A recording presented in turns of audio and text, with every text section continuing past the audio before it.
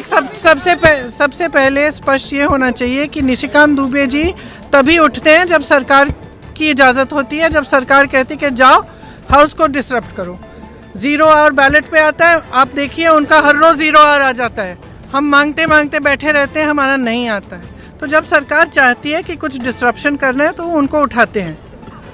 अब आप बताइए, अगर LOP को बोलने नहीं दिया, LOP को एक किताब जो प्रकाशित है, जो आज आपके सामने भी दिखाई है उन्होंने कि प्रकाशित किताब है, अमेज़ॉन से खरीदी गई प्रकाशित किताब है, उससे कोट नहीं करने दे रहे। आप नियम कह रहे हो कि ये नियम का उल्लंघन है। तो अब ये महाराज उठे हैं और ये 6 किताबें सामने दिखा रहे हैं, उनमें से कोट कर रहे हैं, आप कुछ नहीं कह रहे हैं। इनका माइक चला जा रहा है। और किस लिए कराया गया? ये सरकार स्पष्ट दिखाना चाहती है कि इस संसद में सिर्फ उनकी चलती है।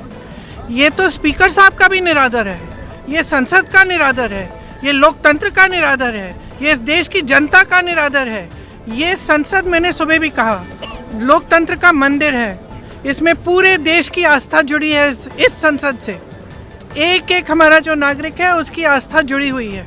और आस्था किस चीज़ में है? लोकतंत्र में है, अपनी अभिव्यक्ति में, कि हर नागरिक की अभिव्यक्ति यहाँ पे होनी चाहिए। अब जो लीडर ऑफ ऑपोजिशन है वो खुद एक व्यक्ति नहीं है, वो एक प्रतिनिधि है पूरे विपक्ष का। मतलब कि जिसने वोट दिया इन सब सांसदों के लिए, उनके प्रतिनिधि मुंह बंद करना चाहते हो। वो एक किताब से कोट कर रहे हैं, आप उस किताब से कोट नहीं करने दे रहे हैं। और कोई सरकार किसी को रोज़ रोज़ खड़ा कर देगी और वो तमाम फिजूल की बातें ऐसी, फिर वही नेहरू की बातें, फिर नेहरू।